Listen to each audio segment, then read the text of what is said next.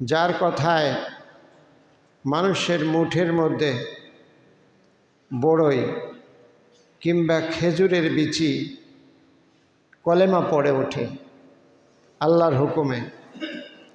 যিনি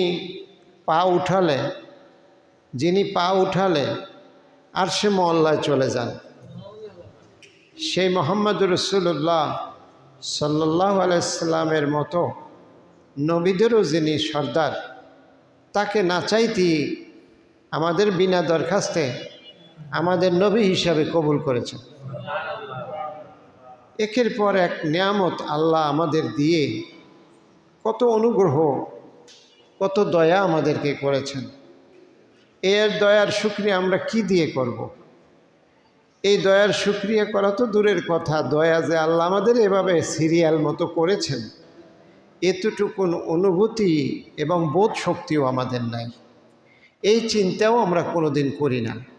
অথচ আল্লাহ আমাদেরকে ডাক দিয়েছেন, ইন্না ফি খালকিস সামাওয়াতি ওয়াল আরদ, নিশ্চয়ই আল্লাহর সৃষ্টিরাজি আসমান জমিনের সৃষ্টির মধ্যে, কুল কায়নাতের সৃষ্টির মধ্যে আমি আল্লাহর পক্ষ থেকে তোমাদের জন্য শিক্ষা আছে, তোমাদের জন্য ভাবনার বিষয় আছে। এর মধ্যে যে রহস্য আছে, এই রহস্য উদ্ঘাটনের দায়িত্ব তোমাদের রয়েছে। তোমরা এই দায়িত্ব পালন করো, তোমরা আমার সৃষ্টি নিয়ে চিন্তা করো, আমার পরিচয় বুঝে নাও। দুর্ভাগ্যজনক হলেও সত্য, দুনিয়ার সব কিছুই আমরা বুঝে নিলাম, কিন্তু যেই মালিক আমাদের এই সব কিছু দিলেন তাকেই আর আমাদের বুঝা হলো না। তার পরিচয়ই আমরা বুঝে নিতে পারলাম না। তার পরিচয় বুঝে নেওয়ার মতো সময় সুযোগ আমাদের আর হয়ে উঠল না। আল্লাহ জানে মৃত্যুর আগ পর্যন্ত এই সময় আমাদের হবে কিনা।